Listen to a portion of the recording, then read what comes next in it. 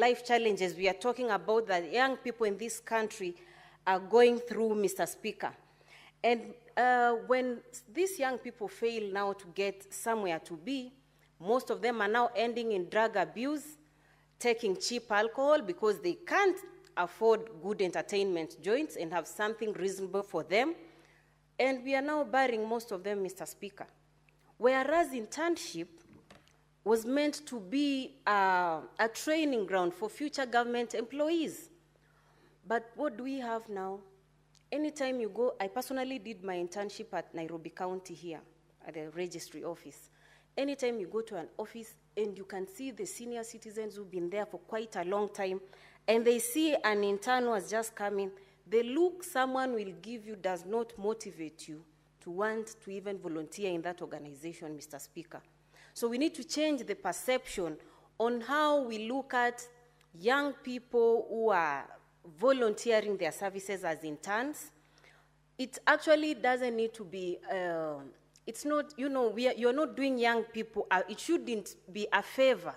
Let organizations know that this should be mandatory in shaping skills of our future employees in different departments, Mr. Speaker. But what we currently have does not motivate most of them to want to transit to other organizations they would want to reach out, Mr. Speaker. It must also be acknowledged that, you know, public service needs to lead by example because they're the ones who need to show how employees need to be handled in different departments. So interns should not be handled differently the way employees of other organizations are being handled. Interns need to be given equal treatment as other employees because we are shaping their skills to being integrated in the job system in this country. And this is the only way we can encourage most of them to actually participate in giving their skills. And for the young people with good ideas, we need to protect those good ideas or nurture good ideas. Because now what happens, you find people with young people with good ideas, and because he or she is an intern, people take advantage and they're making money out of those good ideas. We are not going to watch as that happens. And that's why I personally am supporting this motion largely because it actually paints the picture of an ordinary young person from those rural areas whose coordinates sometimes you'd not even locate, Mr. Speaker.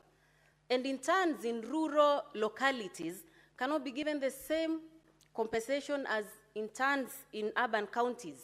Interns who are working in Nairobi are likely to experience very high cost of living than interns in other localities. So there needs to be a standard way of determining what compensation to give interns who are in a certain rural area compared to interns in a certain urban area.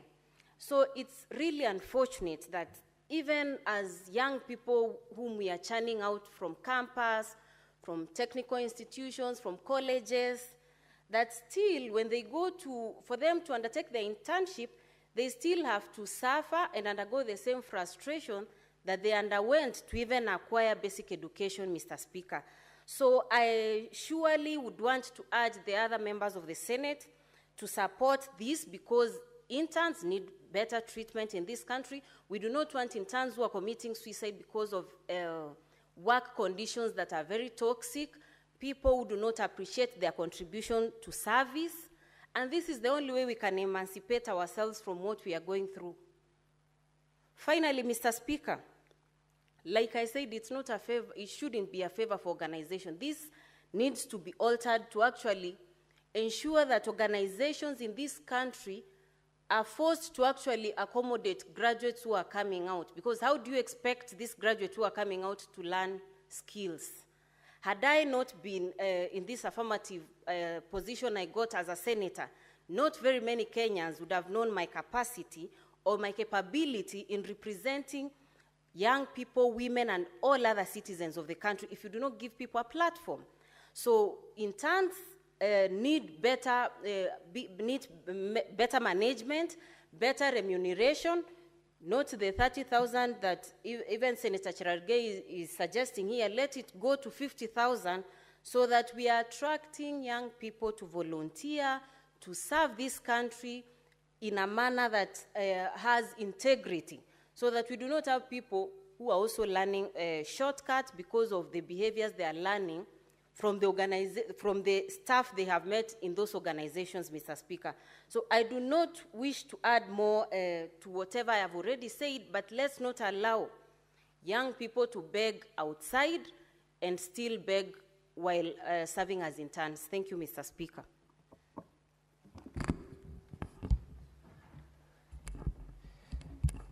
Thank you, Senator Essie.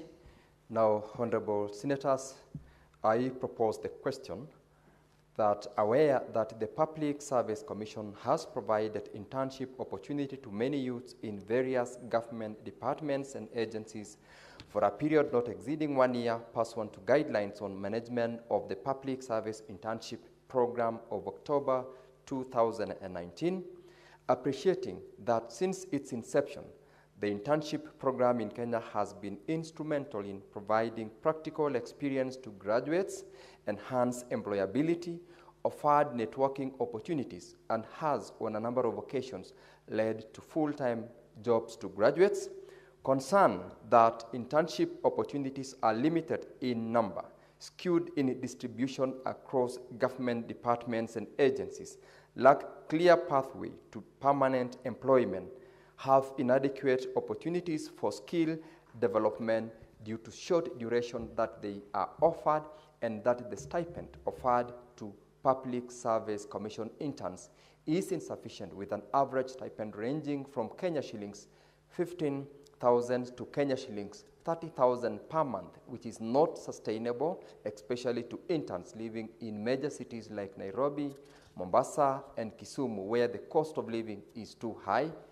Now, therefore, the Senate resolves that the Cabinet Secretary for Public Service and Human Capital Development, in consultation with the Public Service Commission, reviews the guidelines to the Public Service Internship Program of October 2019 with a view to, 1, increase the stipend offered to interns to cushion them against the high cost of living, and 2, put in place mechanisms to promote and reward innovation by interns.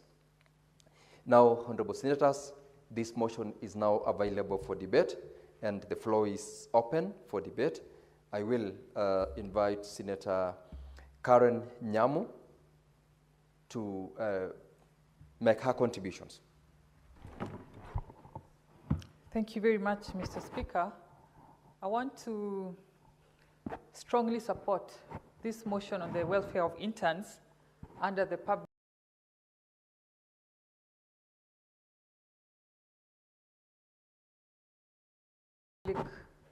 Service Commission. We know in 2019, the Public Service Commission opened its doors to thousands of graduates, fresh graduates, in the ministries and in all government departments, with the aim of exposing them to the job place and giving them necessary experience and fast time, kind of a job experience, Mr. Speaker. And the initiative was very noble, no question. But the story right now paints a different picture. Our interns, the stipend that was agreed upon 6 years ago in 2019 is still the stipend that they are earning to date. That is 15,000. An intern who is posted to Nairobi has to pay rent, has to use that stipend for transport and basic meals, because that is all they can afford with that amount. Mr. Speaker, that paints a different picture and spirit with what was the intention of this internship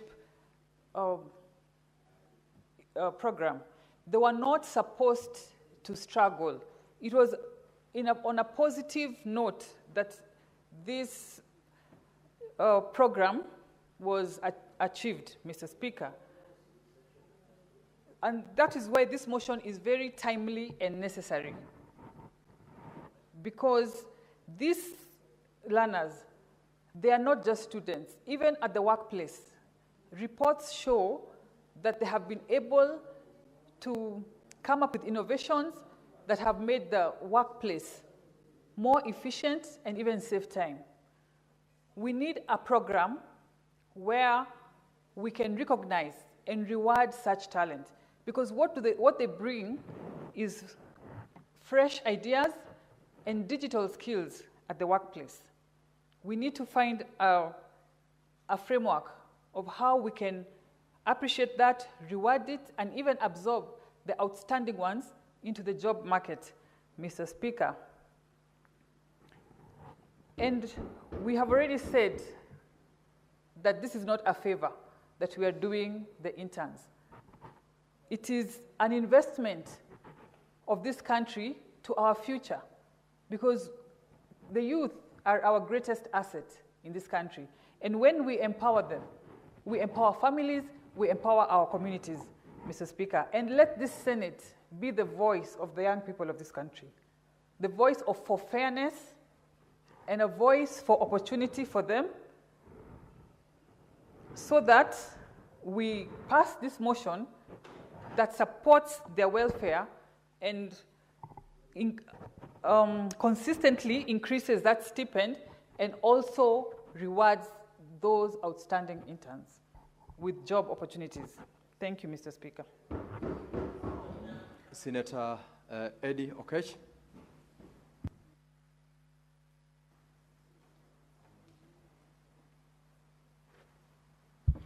Mr. Speaker, I rise to support this motion by Senator Cherargei.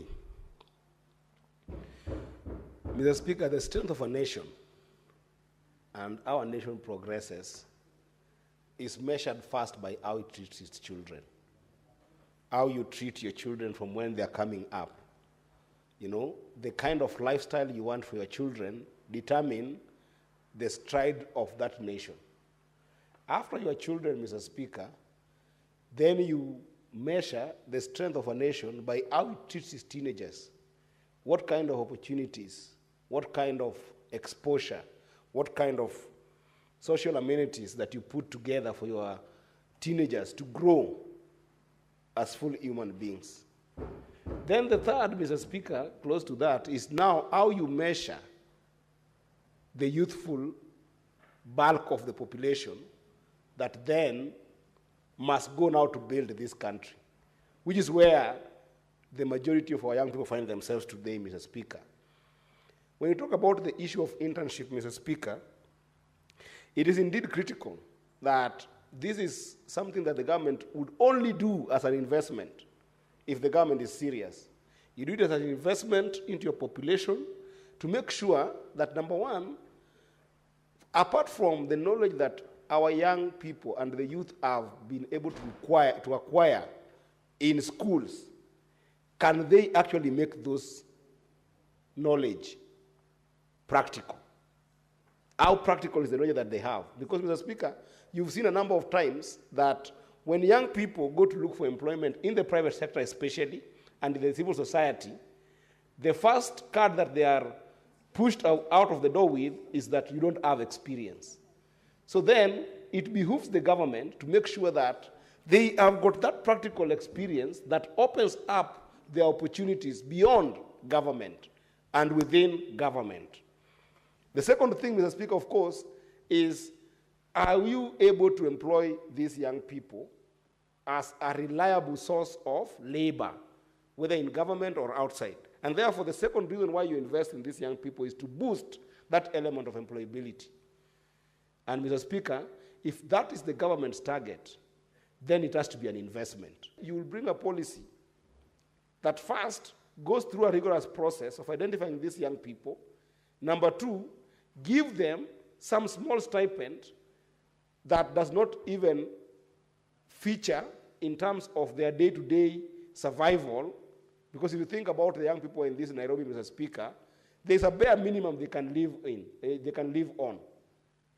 For instance, Mr. Speaker, if you're going to put a regulation and you don't look at how is these young people getting from the place where they stay to where they work in government, Even in rural communities, Mr. Speaker, if you go to a place like Migori or you go to Kisumu, these young people who are in these internship opportunities, they travel from home to a place of work. So it means that if you're doing a regulation, Mr. Speaker, you must make sure that that amount caters for them to be able to get to the place of work. Number two, Mr. Speaker, they are human beings. They must eat. Your regulation cannot lack a consideration of, will this person be able to survive during this 1 year being able to eat something? Number three, Mr. Speaker, they are young people. They can't come to work naked. Will this be able to sustain their simple clothing? And then number four, Mr. Speaker, they must have a shelter. And nowadays, Mr. Speaker, in the world where we live, where we've got opportunistic diseases, Mr. Speaker, a bare minimum element of basic need is also health care, Mr. Speaker. So there must be a matrix for which this investment must be done with the government, Mr. Speaker, that cannot keep on relying on a 6-year regulation that was passed, Mr. Speaker, by the relevant ministry. So I wish the government the courage to actually look at this thing practically as an issue of wholesome investment in wholesome development of a human being called a youth in this country, Mr. Speaker. Because otherwise then, you are wasting your money not giving these young people the best investment.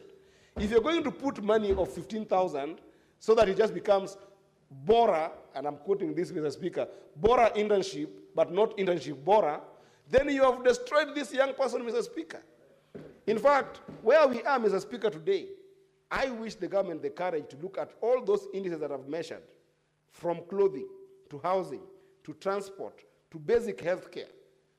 Things like SHA, Mr. Speaker, a young person should not be able to struggle just because they're going to internship, that they cannot be able to pay for their own SHA. Those 4 indices, Mr. Speaker, in our current economy, at a bare minimum, not even at a competitive level, Mr. Speaker, should be 60,000.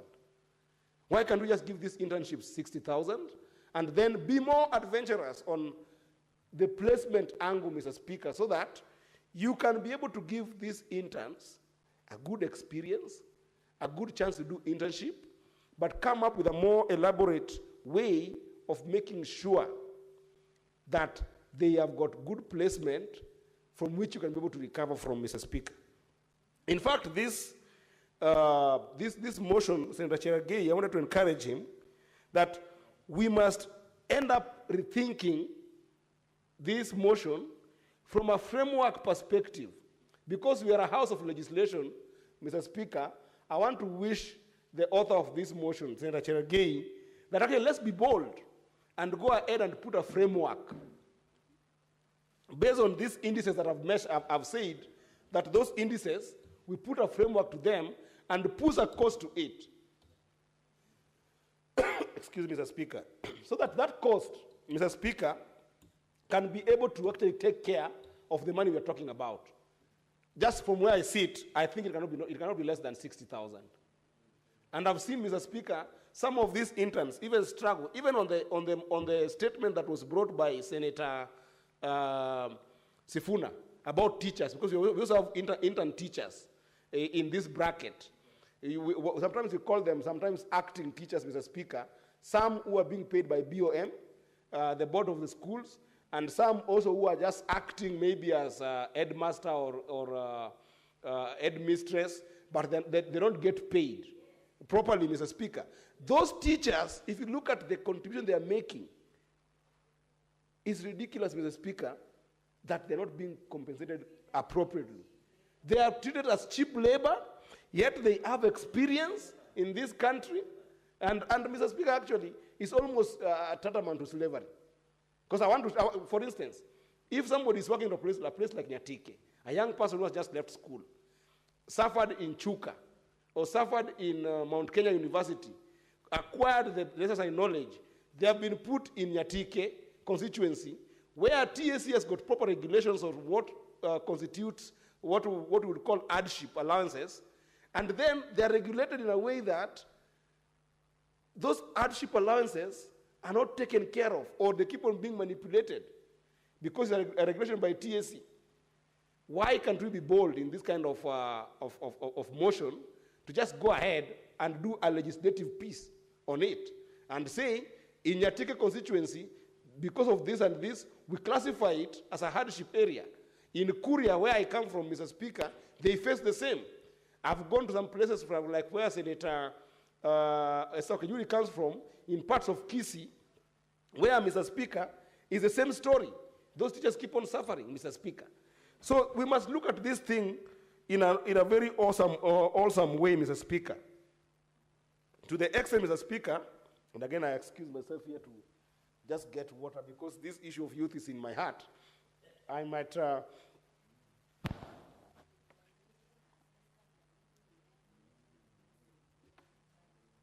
So, Mr. Speaker, I want us to start thinking very clearly around making this motion more comprehensive, Mr. Speaker. Because if you think about it, we must even look at the diversity of the programs. For instance, Mr. Speaker, and I want to wish Senator Cherargei the courage of this. Currently, it is a linear model where you go to internship for 1 year, you get paid 15,000, no guaranteed placement, then you can leave, and when you leave, we don't know where you go. We wish you well. That cannot keep on happening.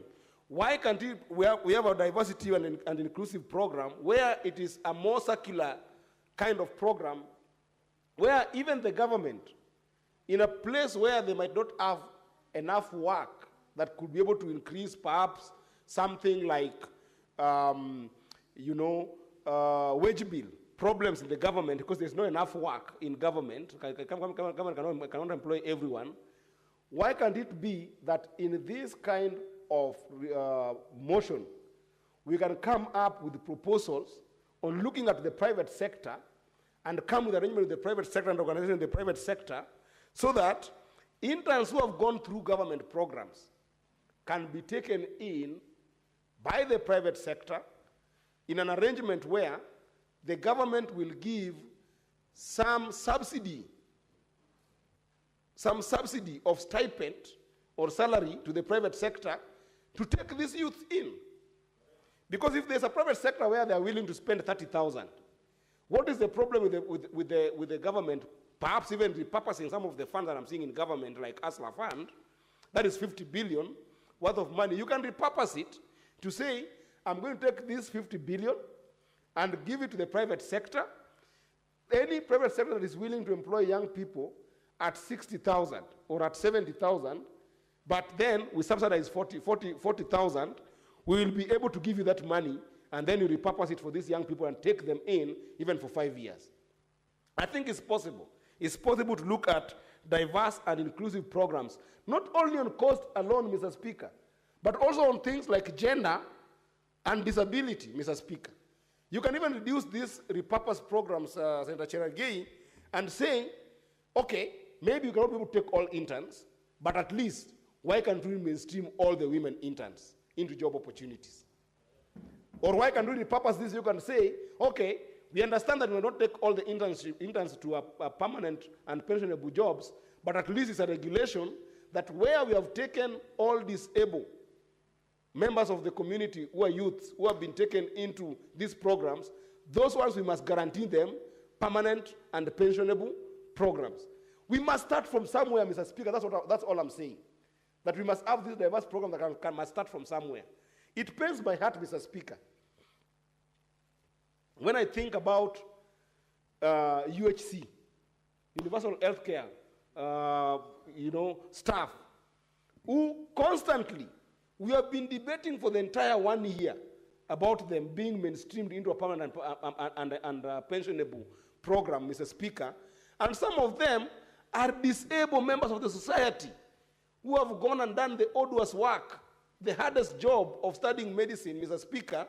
They have come out and had degree in technical works in labs, have degrees in nursing, have degrees in handling patients in different capacities, and then they themselves are left without jobs, Mr. Speaker. I think it's possible to come up with a framework that is diverse and that can be able to ensure that we can be able to give specific programs that takes in a swath of those people who are young people as interns in this country, Mr. Speaker.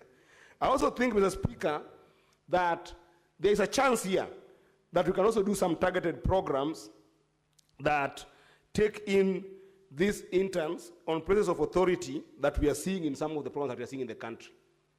For instance, Mr. Speaker, KRA internships that we see. KRA internships are done in such a way that you go to KRA, you have studied more prolific financial understanding, tax laws in the current order, but when you look at the promotions that are happening within KRA, they don't follow the order of experience. They follow the order of who do you know, or who is your grandparents, or who are your parents. You go to some programs, Mr. Speaker, like you've seen with the ICT Authority internship programs. We have seen this also with the Presidential Digital Talent programs.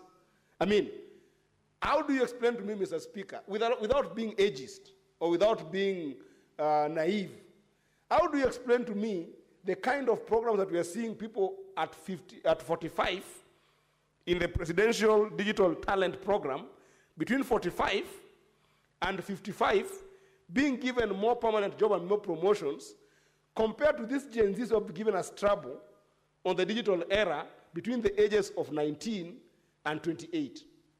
Who is more savvy, if you're just to speak honestly speaking? I think that it is more practical that these younger people are more savvy in these digital spaces and they have got more understanding of the gig economy. Their only problem is their age. They are being vilified for their age in some of these talent opportunities, Mr. Speaker. So I think there's an opportunity there for us to do targeted programs where internships make sense for a certain age and experience that goes with that age, I would understand. For instance, sometimes accounting work might take longer for people to master all the programs. But where sometimes age is the inverse proportion to the experience that they have, like what I see the Gen Zs are doing online. They are more savvy, they are more technical in the digital space, that the ICT departments, as well as programs of the digital economy in this country, Mr. Speaker, those should not even go through internship for 12 months, Mr. Speaker. They should come from school, given the equipment, they are technical, absorb them through a targeted program, Mr. Speaker, and let them contribute to our economy. This is not just about an issue of cost. It's also an issue of output. Total productivity factor of our economy, Mr. Speaker, is enhanced by getting the best drivers on the best seats that they can be able to do, Mr. Speaker. And I dare say, Mr. Speaker, that some of these opportunities that we're seeing in government, young people are the best drivers to be able to drive those seats, Mr. Speaker. So those targeted programs, Mr. Speaker, I would want us to see in this motion that we're working on today, Mr. Speaker. Lastly, Mr. Speaker, is just the issue of information sharing and having a database that can be able to share with young people more opportunities within and without government. I think that we have not done well, despite the fact that this program has invested so much in the intake of this internship interns, and in the intake of those who need to be skilled and reskilled, Mr. Speaker, there hasn't been a commensurate corporate kind of culture in government to make sure that there is proper information on where opportunities lie post-internship, both locally and even in the international arena, Mr. Speaker. I think the government can do a better job in making sure that you build a proper database, a proper resource center for interns, that in the next 12 months that you'll be in government, in whichever department that you are in, you are interacting with a lot of information in the private sector, and KEPSA has got a lot of this kind of, not just website-based database, but they have got more other interactive opportunities that you can be able to get in terms of getting information, so that interns during those 12 months that they're in government can be able to get opportunities way beyond where they are seated now. And some of these, the Speaker, can expand to a more diplomatic role that you can be able to play. I know for a fact, Mr. Speaker, for instance, that there are companies that want to do research in Kenya today, in Africa in general, Mr. Speaker, and those companies are based in the Silicon Valley in the US, but they cannot be able to get competence. Why? They are in government, they're not interacting with information from the other side of the world. We need to be very good at being savvy in developing proper resource centers and information centers and resource databases that these young people, while they're working for government as interns, they can be able to interact with and get jobs abroad. Otherwise, Mr. Speaker, I want to stop there, but I want to encourage all of us that opportunities for young people cannot continue being a second thought. It cannot continue being a second thought, Mr. Speaker. We are wasting an entire generation, an educated manpower, a very patriotic population that, if well used, can always be the biggest contribution and the wealth that we have in this country. But we have seen time without number that if they are not well utilized, they can also be a ticking time bomb. We have seen that last year. We are seeing it across the continent. We are seeing it even in Tanzania, although in Tanzania, I think, Mr. Speaker, it's not more the issue of being a ticking time bomb. It's just that they're dealing with dictatorial tendencies of some of our leaders that we are seeing that are doing some ridiculous stuff like forcing an election that is not there in Tanzania, Mr. Speaker. So I want to encourage, Mr. Speaker, that let us invest in our young people and let us make sure that our youths, their talent, their time is turned into treasure. I thank you, Mr. Speaker. Senator Tabitha Mutinda.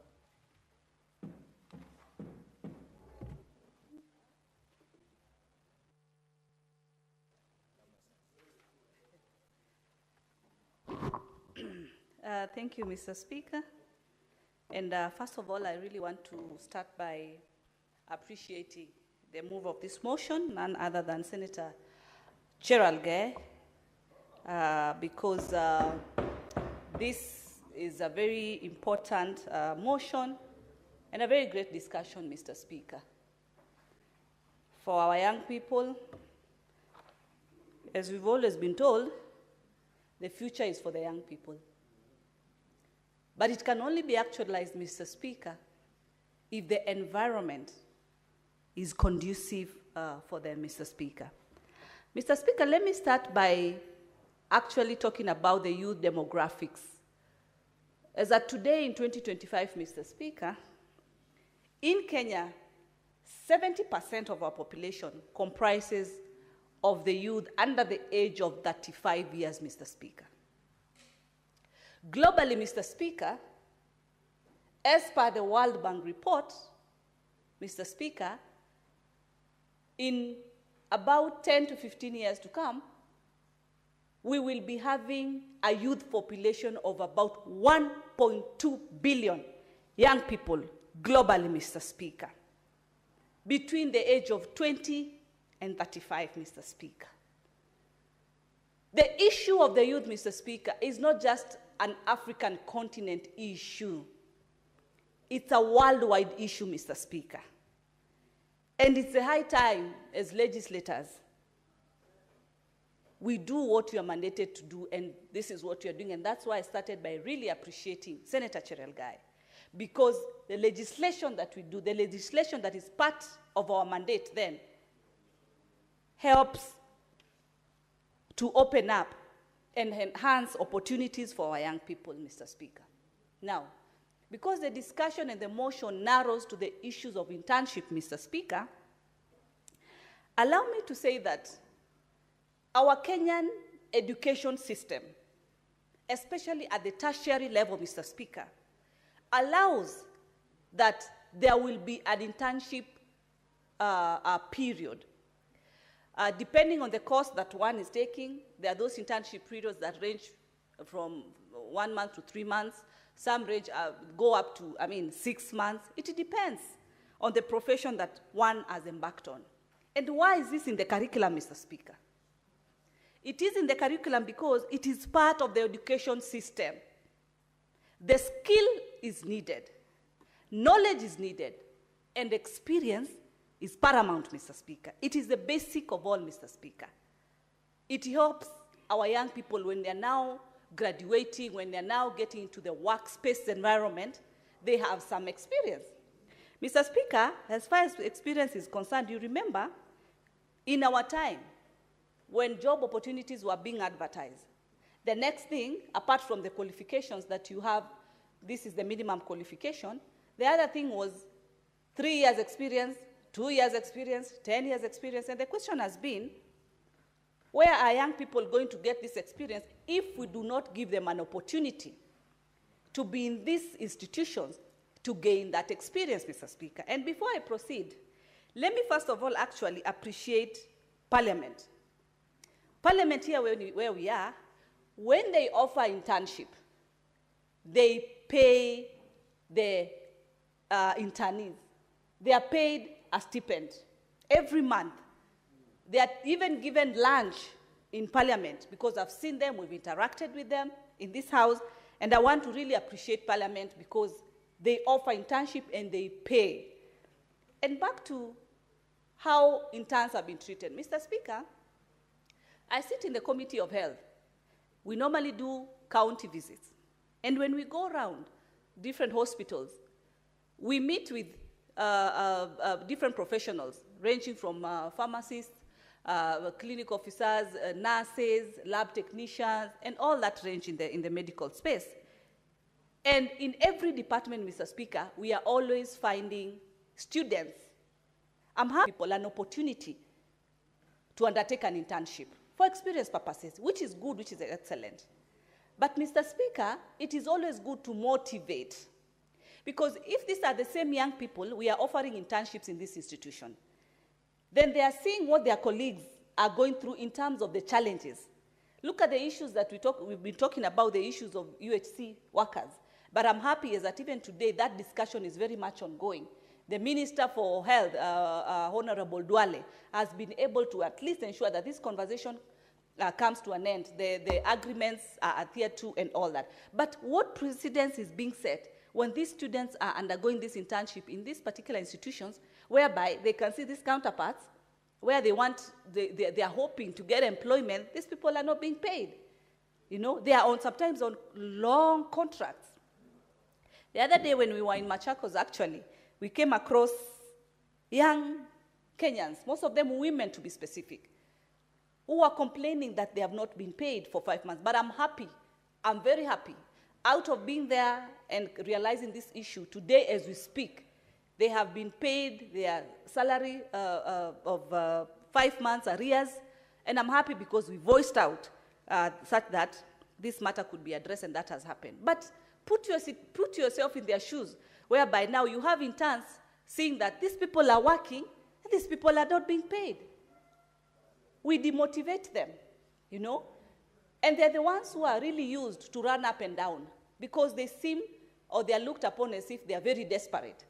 It is a high time that the internship program is actually well-defined.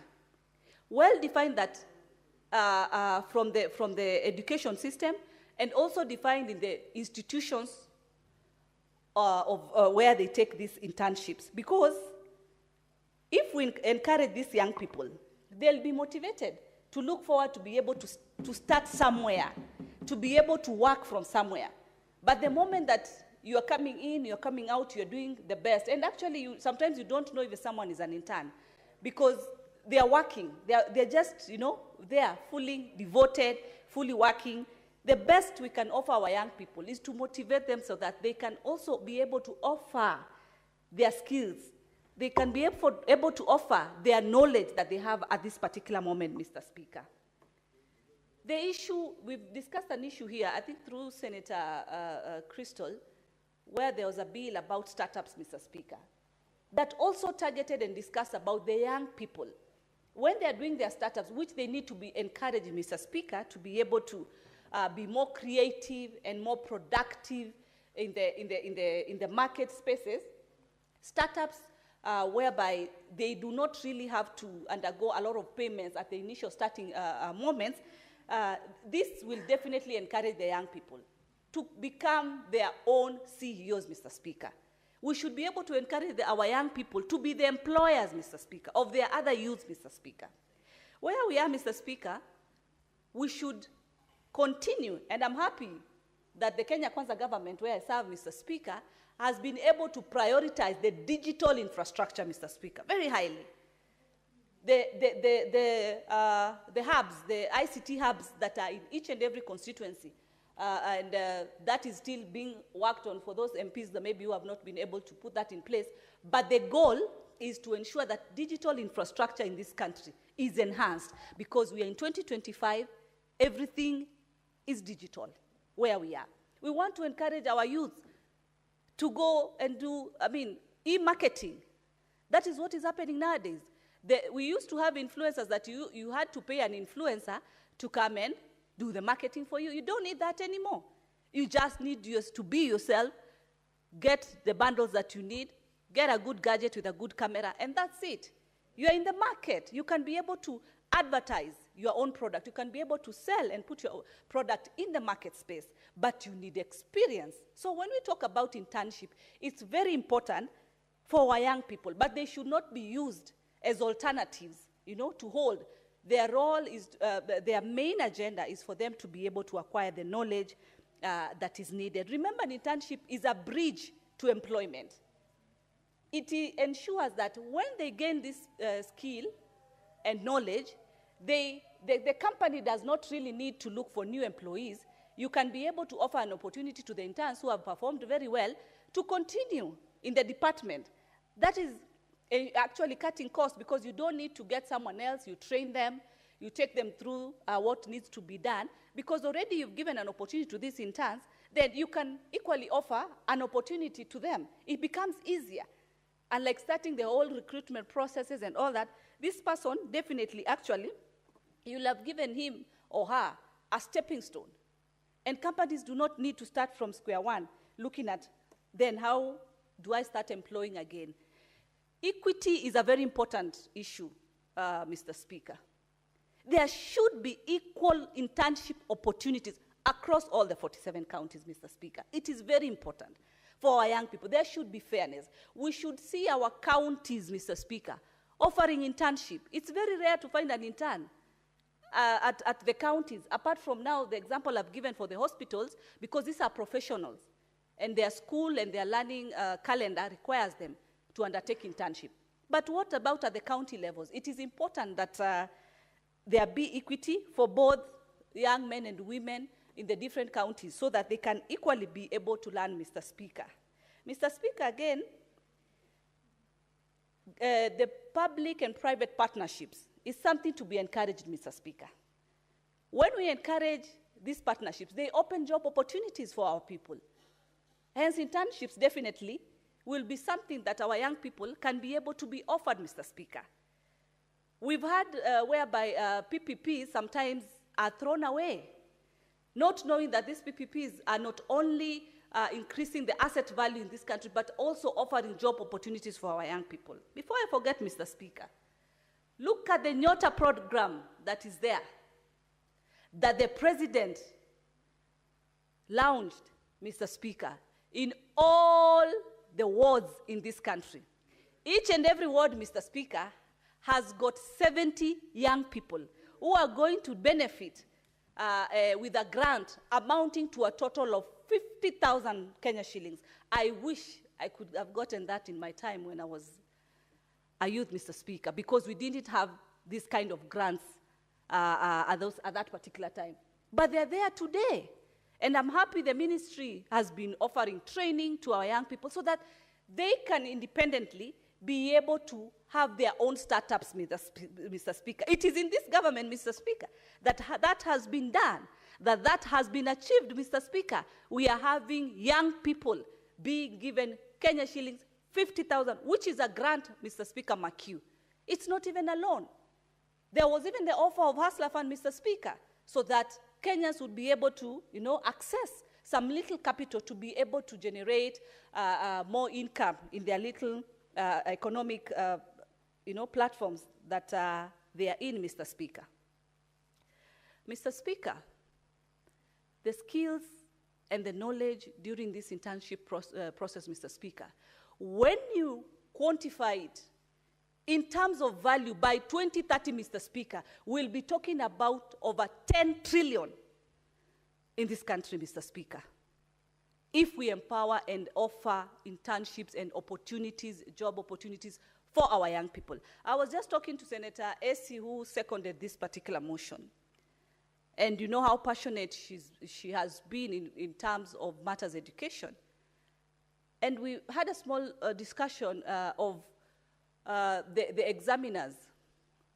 During the examination process, like it's happening right now, they are given small stipends of about, 400 shillings or something. That person has to get transport to move from point A to point B, where they have been assigned. That is a cost that has been incurred. What are they left with? But the examiners who are marking these exams, they are in the most comfort places compared to the people who did the dirty work, Mr. Speaker. And these are our teachers, Mr. Speaker.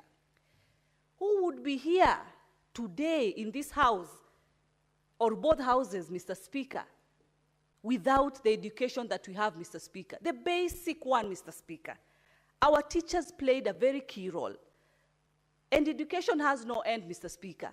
We need to appreciate that our curriculum has room for internship, and internship has to be offered in the highest standard that needs to be offered. I want to agree with Senator Eddy when he says, it is a high time we invest and have budgets for having a center of internship, whereby different skills can be acquired for our young people. They don't have all to fit within the government institutions. They don't have all of them to fit in the private sector. There can be a center that awards them and gives them, a certification after an internship has been completed and completed to the standard that is required, Mr. Speaker. Mr. Speaker, as I conclude, as I said earlier, we are in 2025. It requires today that people reskill or people up their skills. That can only be done through these processes of internship. Mr. Speaker, as I said earlier when we've been doing the county visits, one of the concerns we also are curious about is the promotion timelines. We found Kenyans who are working in the medical industry, to be more specific, because that's where we've done oversight. Someone has worked for over 15 years with no single promotion.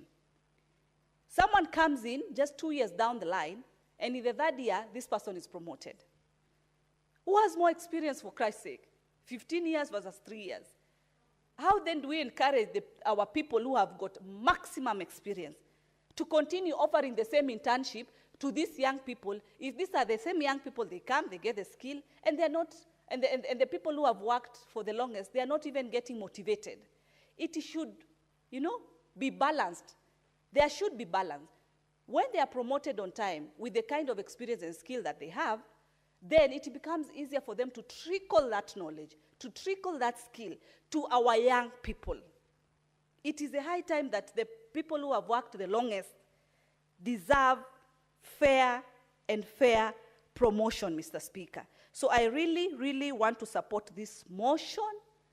I do support and ask colleagues that we support, because we have for the longest period said that the future is for the young people. That can only be actualized. That can only be factual if we support this motion and ensure there will be adequate opportunity for skill development for our young people. With those many and few remarks, Mr. Speaker, I support. Senator Osotsi, you were on the platform. You've just disappeared from my screen. But I had seen that there's a problem with the system. So I will allow you, Senator Osotsi, to give your contributions to this motion. Thank you, Mr. Speaker. Mr. Speaker, from the onset, I want to say that I fully support this motion on the welfare of interns working under the Public Service Commission, a good motion that has been brought by Senator Fonandi, my good friend Senator Cheragei. Mr. Speaker, this motion is long overdue because we have been seeing the plight of our constituents who go through this program, Mr. Speaker. Mr. Speaker, only 20% of the youth who participate in this program are being absorbed in public service. That means a huge 80% of those interns are left hanging. I have had an opportunity to even help some of this youth to join this program, but after the 1-year period, they come back to me asking me for a job, and some of them stay at home for even as long as 3-4 years, Mr. Speaker. Mr. Speaker, this was a good program that was started in 2019-2020 financial year. But then, where we have reached, I think we need to scale it and make it better and more result-oriented, because a lot of youth who have gone through this program and have ended up not getting a job, they are going through mental health issues, Mr. Speaker. I know, for example, of a young lady in my county who went through this program for 1 year, and after that, she has not been able to get a job for 3 years, only to end up being employed in my county as one of the ward administrators. And you understand the challenges they go through. So I think it is a high time that this program is reviewed for the purpose of making it even better, for the purposes of increasing the amounts that these young people are getting. Because being paid 20,000 really in a city like Nairobi is not adequate even for housing alone, Mr. Speaker. You find that these young graduates are staying in the slums. They are operating from the slums because they cannot afford quality housing. And they are supposed to go to those offices and do good work. And then after 1 year, there is no job. They have to go back to the tarmac. This is a program that must be enhanced so that we stop creating more mental health challenges to our youth. Mr. Speaker, even as we talk about the issue of interns, we have to confront the bigger problem of the youth in this country. And this thing, we have said about it many times. Every leader who is elected, the president in this country, keeps on appreciating the issue of the youth and the problems they go through. But when they are in power, they forget about this youth. Mr. Speaker, the youth problem is not just a Kenyan problem. It's now a global problem. You have seen, Mr. Speaker, what has happened in other countries. Even countries that are thought to be progressive in Africa, like Morocco, you saw the agencies going to the streets because of the challenges around employment, challenges about public infrastructure, challenges generally affecting our youth population.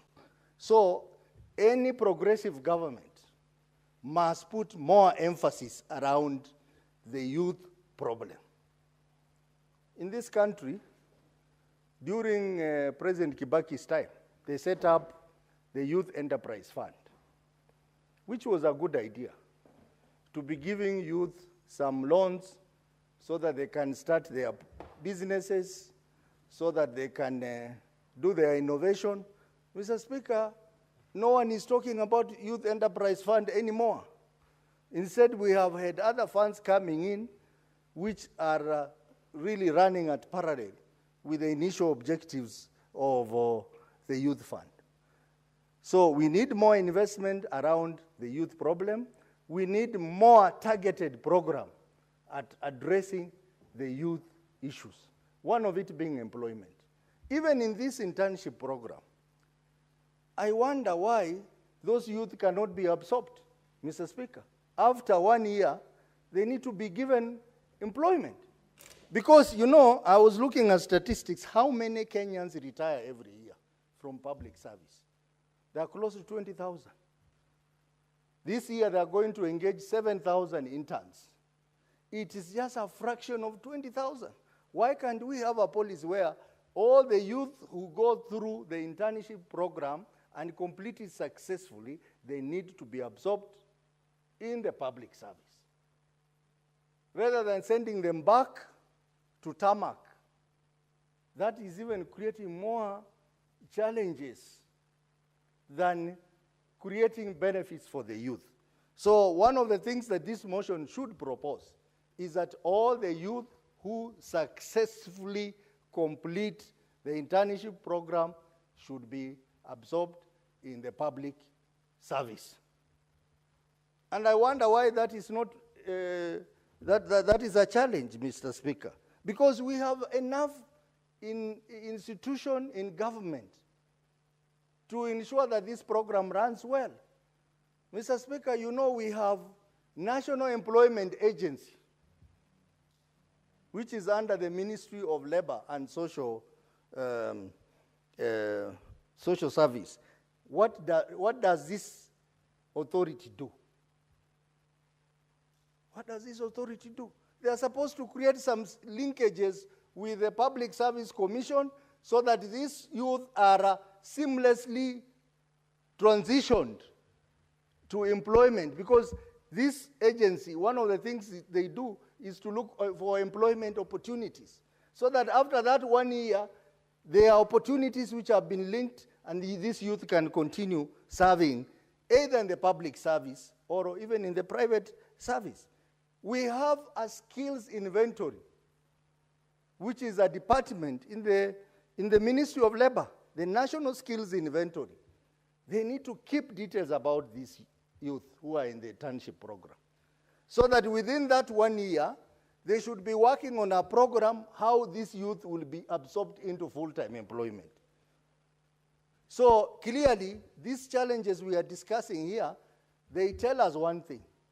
There is lack of proper coordination in the public service, between the Public Service Commission, between the ministry in charge of public service, between the Ministry of Labor, and generally with all the other ministries.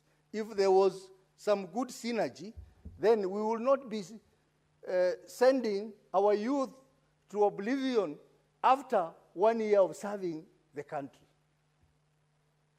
Mr. Speaker, I'm aware some of these youth have come up with very serious innovations, especially those who work in technical areas like ICT and engineering.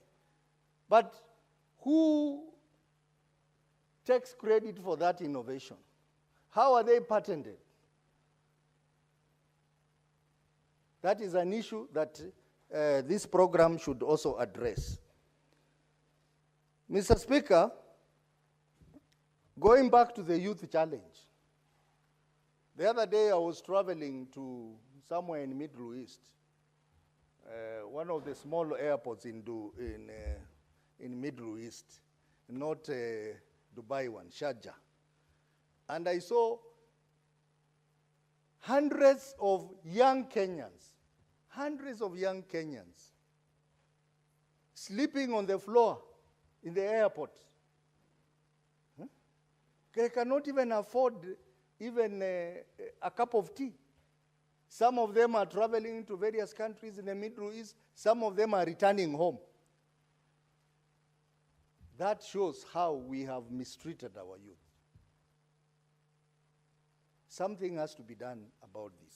We talk about seeking employment for our youth in overseas, but I can tell you, most of these programs of trying to help our youth to get jobs abroad, most of them are a scam. Because the youth have come back, they have complained, others have spent money, but they have gotten a raw deal. Why can't we create opportunities for our youth? When we talk about our counties, Mr. Speaker, those TVETs in our counties, the technical institutions in the counties, most of them are dead. Why? Because they are having challenges with capitation. They are having challenges with the payment of salaries to tutors. And this is something that this House must take very seriously. I remember, Mr. Speaker, the other day when we were talking about the new formula, and we said we wanted to support small counties like mine in Vihiga to get more money. And we were saying we need to give them more money. I think we fought so hard with Senator Omugen here. We want to give them more money so that they can invest in build more good classrooms for ECD. They can put more money in TVETs. They can put more money in health. And we fought so hard. Mr. Speaker, in most of our counties, these governors of ours have diverted that money to paying pending bills. It is sad why we should fight for more money to come to our counties, and then that money is diverted to wrong causes, Mr. Speaker. We expected that now that that was an affirmative action, that money would be taken to those deserving functions within our county, Mr. Speaker. The TVETs were set up so that the youth who cannot go to university, they cannot go to colleges, they can go there and get basic skills in plumbing, in masonry, in carpentry. But those centers are dying because of low capitation or because of mismanagement. Mr. Speaker, when we do that, you go to the villages, everywhere you go, you meet a group of young people idling around. They can't do anything, Mr. Speaker. They are sitting there in marketplaces, in bus stops. They can't do anything. And all they can do is maybe engage in drug abuse or engage in crime. We are creating a time bomb for this country, Mr. Speaker. And Mr. Speaker, another thing I want to put across is that we must not lie to our youth. When we promise our youth that we will do this and this, let us deliver. Many of the things that we promised our youth in this country, Mr. Speaker, during the election have not been done. And I want anyone to challenge me on that. They have not been done. I can see Senator Tobiko looking at me, looking like she wants to challenge that. But I want to tell you that is a fact. Our universities are dying. Mr. Speaker, if we have our institution of learning dying, the problem is going to be even 100 times worse, Mr. Speaker.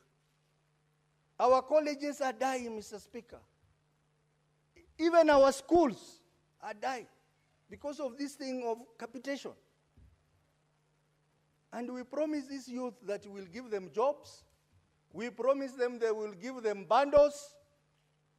We promise them that they will be absorbed in key institutions of government. It is now 3 years, nothing or very little has been done. Then when they go on the streets, we follow them to the streets and we kill them, we arrest them, we do many things. And that's why, Mr. Speaker, even as we are mourning the death of my party leader, Raila Amolo Odinga, I want to say, without fear of contradiction, that the best legacy we can give Raila Amolo Odinga is to implement his wish. And his last wish is expressed as 10 points agenda. The 10 points agenda. Let people not forget about that, Mr. Speaker. 10-point agenda includes stoppage of abduction. Compensation of the youth who died in the Mandamanos. release of the youth who are still in prison. We cannot be saying Raila Odinga did good things to this country, and we have our youth rotting in prison. We have our youth rotting in prison, Mr. Speaker. I expected as a gift to Raila Odinga that before he was buried, all the youth who are in prison as a result of Mandamano should have been released from prison, Mr. Speaker.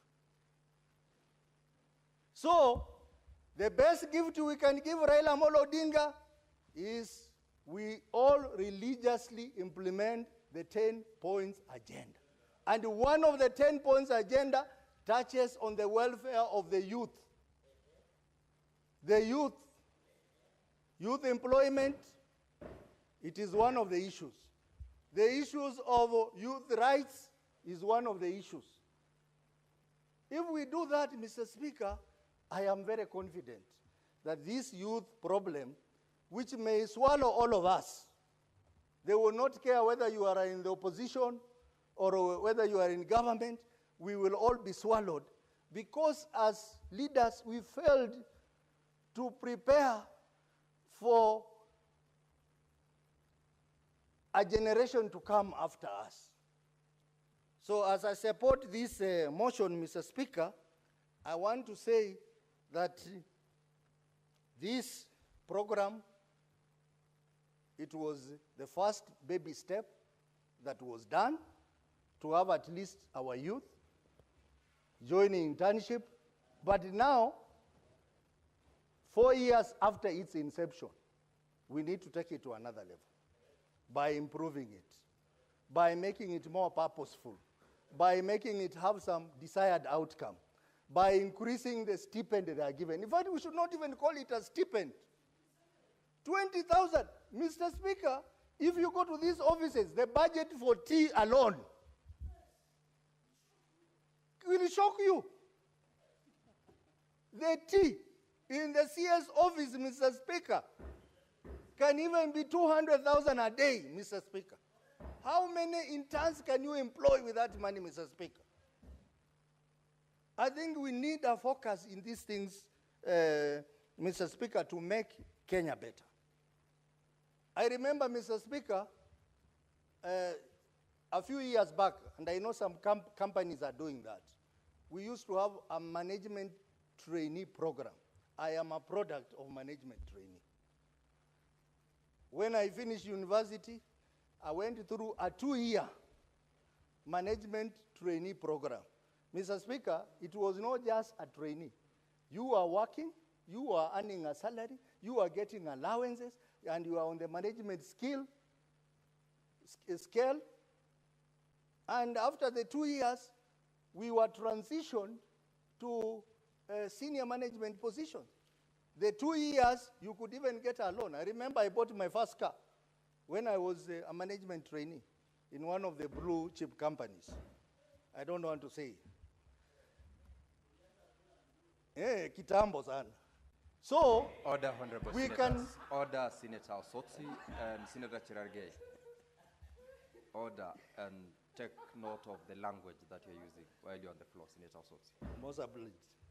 So, Mr. Speaker, we want a system like that, where youth can come in, they have struggled in the university, someone, for example, in medicine, 6 years. Give him a job, make him a trainee, but a permanent job, give him the allowances, let him finish, then you give him the full responsibility of management scale. And Mr. Speaker, we need to stop this tendency of giving contracts to people who have retired. Someone has retired at 60, is given a 5-year, 10-year contract, when we have young people who should be given the job, Mr. Speaker. Those are some of the policies that must be reviewed so that we have our young people getting full opportunities. And that way, in a large way, we'll be addressing the youth problem.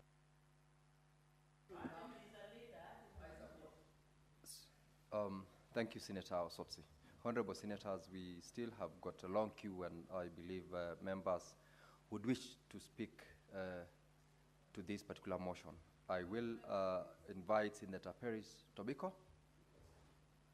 I was saying that to warn you of the time as well as unnecessary interruptions to members when they are on the floor. Honorable members, let's allow members to make their contributions in silence. Thank you, Mr. Speaker. Thank you, Mr. Speaker, for this opportunity. And thank you, Senator Cherargei, for this very timely motion. Mr. Speaker, one of the greatest challenges we have as leaders in this country at the moment is the issue of joblessness of our young people, young graduates who've been channeled out of our universities, very qualified, very energetic, very innovative, Mr. Speaker, but with nowhere to go, Mr. Speaker. And so, Mr. Speaker, the internship program was very thoughtful. It is important. But I agree, Mr. Speaker, with earlier speakers that time is taken to the next level, Mr. Speaker. Mr. Speaker, the internship program has offered practical experience to our young people in places of work. They've had the experience to see how companies operate, government institutions, private institutions, Mr. Speaker. They have had a chance, to try out their skills in terms of skills development, Mr. Speaker. And employers have also had a chance to get energetic young people who are also very innovative, Mr. Speaker. And they have been able to even, identify potential employees, Mr. Speaker. Mr. Speaker, in the places of work, they have also had a chance, for older generations, Mr. Speaker, to mentor young people, Mr. Speaker. And so, Mr. Speaker, it has worked. It has given a platform to both employers and potential employees, Mr. Speaker. Mr. Speaker, it has also given young people a chance for professional networking, also develop friendships, Mr. Speaker. Mr. Speaker, this has really worked. Mr. Speaker, it has given people a chance for career explorations, Mr. Speaker. You see whether you fit in where you got internship or maybe somewhere else, Mr. Speaker. And so, Mr. Speaker, it has become a mutually beneficial program to both potential employees and industry perspectives and see what our job market offers, Mr. Speaker. But I do agree with Senator Cherargei that the stipend that has been given to these young people does not assist them, Mr. Speaker, particularly in our towns, where life is generally, the cost of living is high. So it has subjected these young people, to go to places that would otherwise not be safe for them to operate. Mr. Speaker, you find them living in not very good conditions, Mr. Speaker. So, Mr. Speaker, I do agree and support that the stipend should be improved. That, Mr. Speaker, those very innovative brains should be identified, Mr. Speaker. But even more so, Mr. Speaker, is the bigger question is, after the internship program, where do these young people go? A lot of them go back to their homes. A lot of them become even more miserable after, because they've had a chance to test, they've gotten some excitement of working, and then all of a sudden, they are back in their homes, Mr. Speaker. Mr. Speaker, I would suggest that maybe possibly these young people are given a chance to try various institutions. If today you are an intern in Parliament, you can be given a chance to become an intern in another organization so that you compare and contrast and maybe be able to identify the right place for yourself, Mr. Speaker. Meanwhile, so that we do not release these students back to oblivion. Mr. Speaker, it is becoming the greatest challenge. And as one of the senators has mentioned, most of these young people are coming back to us, the leaders. Mheshimiwa, I was an intern in Parliament. The internship is over. Please get me a place. So the problem is brought back to the leadership, Mr. Speaker. Mr. Speaker, I would say these young people have contributed well to the economy. They, potential employers have gotten, people to work for them and even to improve productivity. Why should they go back home, Mr. Speaker? Mr. Speaker, in my opinion, these people should be able to be absorbed by the various governments, our county governments, the national governments, the private institutions. I think this is a problem that is collective for the nation, and we must all address, Mr. Speaker, in one way or another, Mr. Speaker. And one of the most important ways, Mr. Speaker, is that they get absorbed by the various institutions, Mr. Speaker. Because letting them go back home, Mr. Speaker, does not solve the problem. Mr. Speaker, a lot of these young people are also very innovative. And if they were supported with capital after the internship, Mr. Speaker, a lot of them are now able to, mirror what they were learning in the, in the various institutions that employed them, and may want to start, their own businesses. They may want to start their own organizations, Mr. Speaker.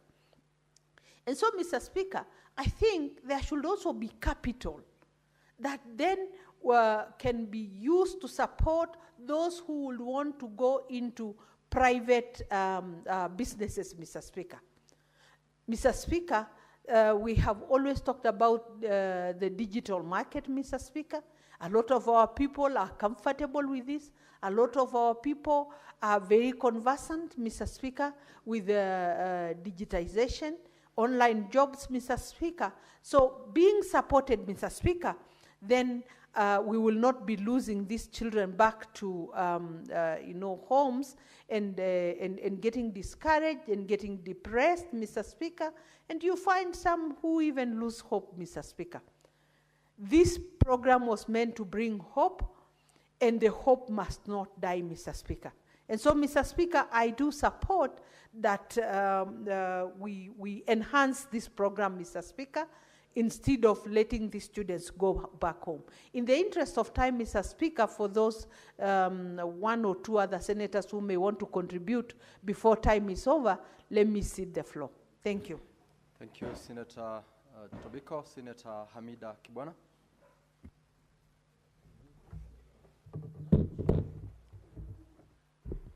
Thank you, Mr. Speaker.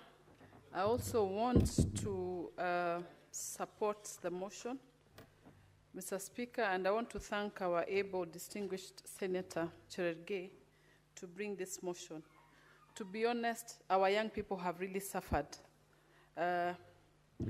regarding this issue.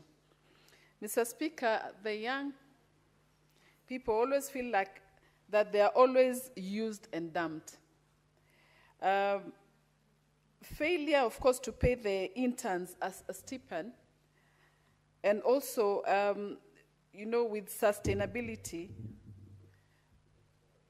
lead them to other things. Mr. Speaker, I want to give an example of, was it last year? And I think I had a statement on that, regarding the young doctors or young nurses who committed suicide due to their, failure to be able to meet their stipend. It was very sad that we have lost lives. Those are the lives, maybe one or two that we got to know. You can imagine others. The young people nowadays,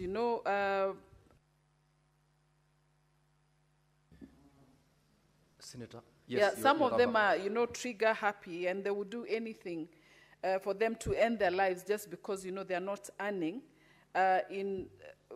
earning enough, or maybe, or delaying their payments. Mr. Speaker, we need to have this proposed law that would explicitly require payment of monthly allowance, Mr. Speaker. Then we also need, of course, there's also need to have the insurance cover and leave entitlements for these young people, Mr. Speaker. I'm not just speaking about young. I mean, for being an intern, it doesn't look at times at age, but then most of the time we refer to our young people. Mr. Speaker, also, maybe this also, we need to look at the poor supervision of these young people. Their work at times is unlimited work. We overwork them. By the way, Mr. Speaker, the other day I went to Kenyatta Hospital, and I found the young doctors working over 12 hours, around 18 hours. And, you could see the fatigue on their face, and also the nurses. Nurses are also, of course, exploited through some of them who are interns. You find one nurse with about 40 or 50 patients, and that's an intern, Mr. Speaker. The government also are giving the young people limited opportunities. And limited, also, when I talk about limited opportunities, you may find that they always insist on the master's degree, in some organizations. And so you deny others, a chance on an only eligible master degree holders are the only ones who are able, to apply. At times I look at it and I ask, is there equity and fairness, or do we have discrimination, that concerns the young ones? I was looking at the court's ruling the other time, and the court found unfairness. The court, of course, there was unfairness, but dismissed them on legal grounds, which was really unfair, Mr. Speaker. Then I asked myself, does the employment really follow merit, Mr. Speaker? There's always non-discrimination and equal opportunities to many. Equity in success also, Mr. Speaker, looking at do we have equity? Because you may find that maybe the guys from rural areas are regarded as Oshago people, are not given that equal access, and are not placed in less desirable roles, Mr. Speaker. People with disabilities, Mr. Speaker, maybe they're not given a chance, and also women at times, These young people should be, Mr. Speaker, I remember, and I was reading somewhere that, imagine Baba, during the Gen Z Mandamano, do you know he used to also send them water? Because he said, hata hiyo, kwenda mandamano ni kazi. And I remember what we used to go through. And he used to send quietly, discreetly water to all of them. Because saying, look, these are young people. As much as they may think that hata hiyo vile wanaona wanafanya ni kazi. When, they were, as much as, they were going out to demonstrate, but also, some of them thought that kuwa kwa barabara, ni kazi, because they don't have anywhere. Senator Hamida Kibwana. Oh, sorry, Mr. Speaker. I would like to read to you the standing orders 92. Mr. Speaker, that I requires apologize. You, if you have opted to debate no, I'll in continue Kiswahili, that, Mr. Speaker. Kiswahili, I apologize. Please. So, but mandamano, Mr. Speaker, at times, we find ourselves just getting to, is it demonstration? Yes, the demonstration. So they find, Baba used to send them water. Then I'm also wondering, Mr. Speaker, the Hustler Fund, it was supposed to be there to support the young ones, but really, unfortunately. I can see Senator Medho looking at me that, time, he also wants to contribute on something. But then the last one, Mr. Speaker, on gender sensitivity. Gender deployment should be considered in support of gender and also the monitoring of the employment. The pathways and decent work, Mr. Speaker, the internship should not just be stopped, Mr. Speaker, as stopgap roles. They should also lead somewhere meaningful, Mr. Speaker. The government should have an exit plan for the young ones, as what Senator Peris Tobiko has said, that we need to have at least an exit plan for the young ones. And also the young professionals will be discouraged, definitely, if we don't have that. Monitoring, Mr. Speaker, should be done. We need to monitor this deployment on the interns. Mr. Speaker, for the sake of time, let me stop there, and I think we have some few more minutes for my colleagues. Thank you. Thank you, Senator Hamida. Senator Medhu. Thank you very much, Mr. Speaker. Actually, I want to congratulate Senator Cherargei for this very, very brilliant motion. As a young person, Mr. Speaker, it is always very sad that the plight and the issues to do with the young people are always a priority for most politicians and government people only when we are campaigning. It is very easy to sensationalize. If you allow me just to quote, ni wakati wa vijana, things that we keep saying during campaigns. But once we get to government, it becomes very difficult to actualize most of the things that we promise the young people. I would want, just as many of my colleagues have said, to express my disappointment because, Mr. Speaker, as we speak about the issues that we want to do and help the young people, Mr. Speaker, for people who have gone to school, and it's such a sad situation that as a country, everything is moving on like it is just normal for lecturers to be at home for the last 2 or 3 months, Mr. Speaker. We are just about to get to November, then December, the month of exams, Mr. Speaker, and learning has not started. Not even introduction to basic courses and basic units, Mr. Speaker. I'm a first-year student. I've never even seen my lecturers. I don't even know who are my colleagues in class because we have never converged. We have not even had orientation for first years, Mr. Speaker. I'm a first-year student at the University of Nairobi because the lecturers are at home and nobody's speaking about it. It looks like it is just normal. People are just back to being on the rooftops, sensationalizing people and saying that tutatenga, tutafanya. And nothing seems to happen, Mr. Speaker. So therefore, I'm really happy about this particular motion and the proposals that have been mentioned here.